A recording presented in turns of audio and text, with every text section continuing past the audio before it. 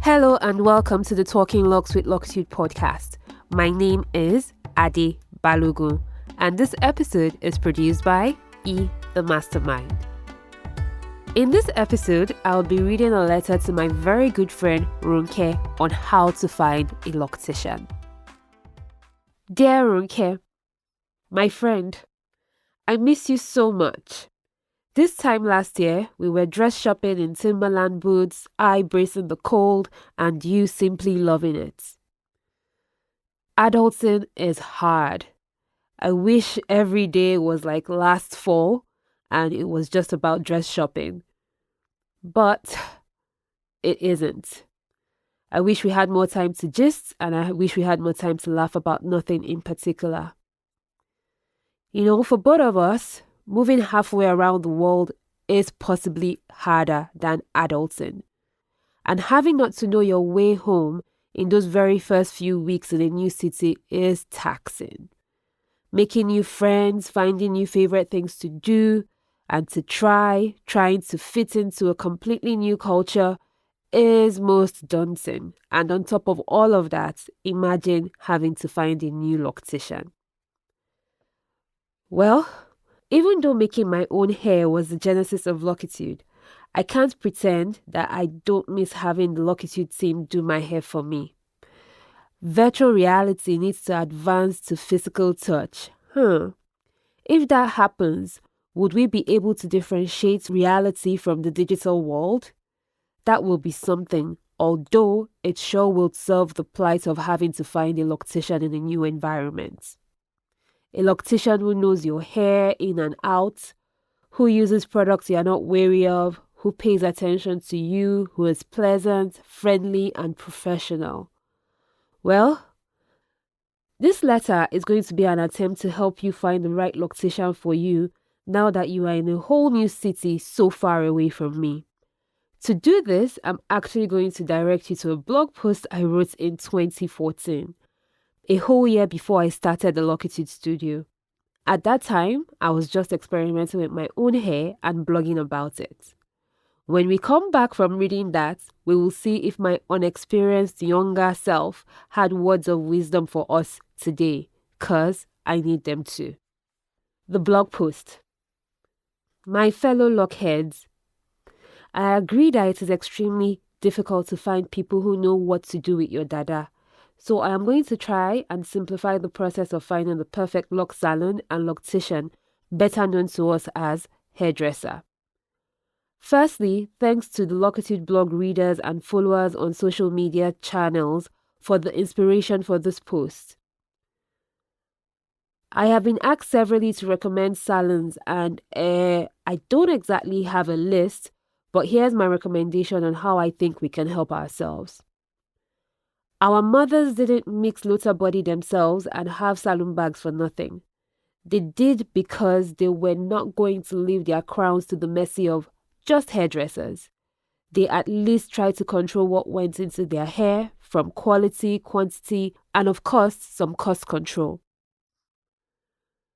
The point I'm trying to make here is that to find the right loctician, you owe it to yourself to know the ABCs of your own hair so that when someone tells you M comes before L, you know whether to believe them or not.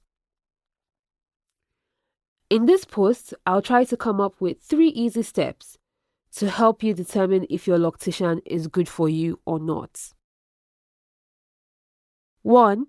Washing regimen. Having your products, shampoo and conditioner, or at least know what your stylist is using. Make sure you are comfortable with it and it isn't stripping your hair too dry or that it isn't too oily for your hair and scalp.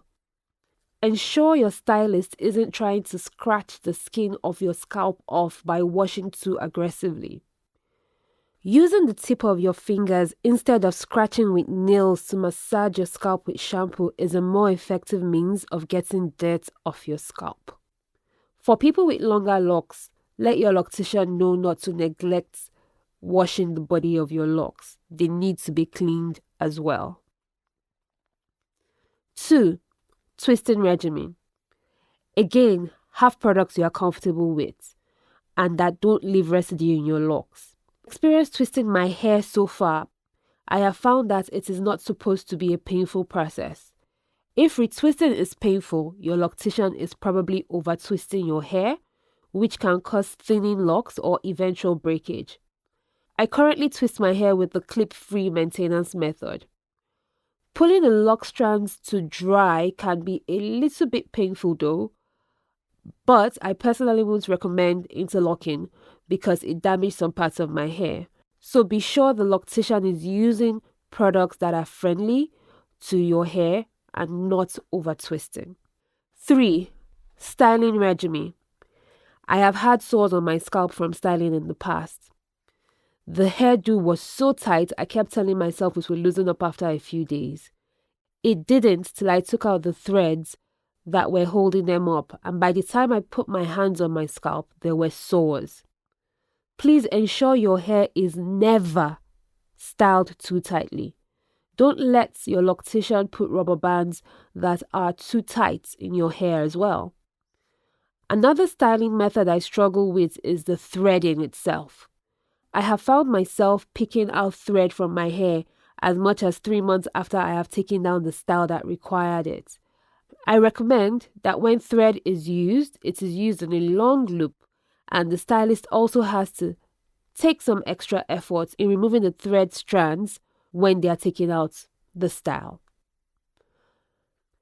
Another helpful tip which has helped me while styling my hair at a hair salon was going in with a how-to video showing the stylist how the style you want was created.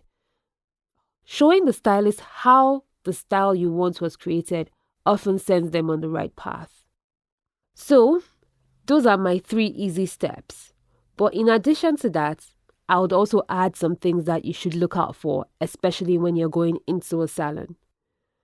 Mislabeled products, overloaded electrical sockets, broken chairs, leaky shampoo bowls, floors covered with hair, dark and moldy bathrooms, poor air quality.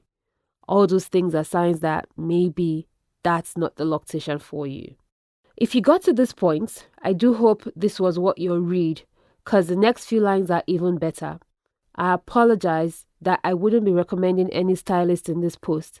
However, I am so happy to announce that Locitude is organizing a lock workshop and stylist competition come October 2014. Okay, let's stop there and come back to 2022. I think young Ade didn't do too badly on her advice. The only thing older Ade would add is that you have to go out there and try till you find the one for you. Like the saying goes, you need to kiss a few frogs to find a prince. My dear Ronke, I hope you found this letter encouraging, and I hope you find a loctician that is as good as I am, hopefully better. Else, you can fly me or any Locitude staff from Nigeria to your location. I am so tired. It has been a long day. So, I leave you with love, peace, and light. And whilst waiting to find the right loctician for you, don't forget to keep it locked with an attitude. Your lockhead, Ade. So there you have it. That was my letter to Ronke. It has indeed been a very long day and I do need to wrap it up. But should in case you have any tips on how to find the right loctician or fly the right loctician to you, which I mean myself or the Locitude team, that will be nice as well.